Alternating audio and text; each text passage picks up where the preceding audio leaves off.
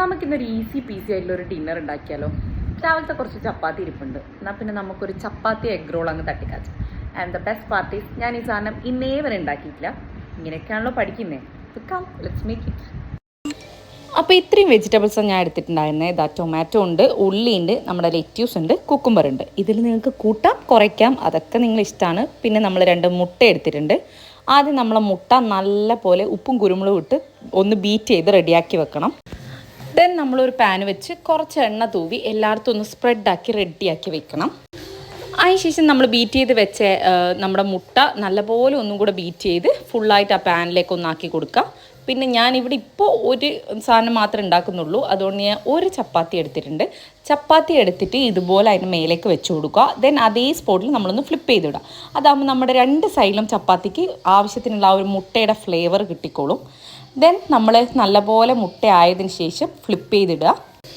അതിനുശേഷം പിന്നെ ഞാൻ ഒരു ടേസ്റ്റിന് വേണ്ടിയിട്ട് വളരെ കുറച്ച് ടൊമാറ്റോ കെച്ചപ്പ് ഒന്ന് സ്പ്രെഡ് ചെയ്ത് കൊടുക്കുന്നുണ്ട് ഫുള്ളായിട്ട്.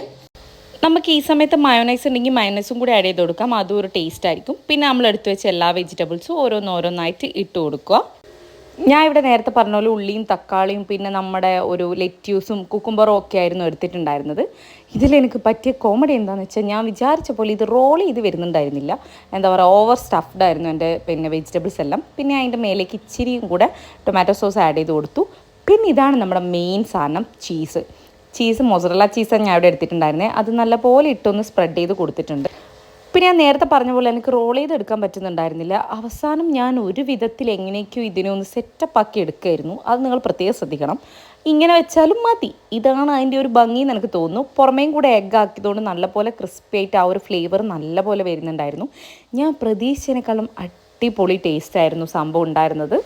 ഇത് ഡിന്നറായിട്ടും ബ്രേക്ക്ഫാസ്റ്റ് ആയിട്ടും എങ്ങനെ വേണമെങ്കിലും ഉണ്ടാക്കാം. നിങ്ങളെല്ലാവരും എന്തായാലും ഒന്ന് ട്രൈ ചെയ്ത് നോക്കണം.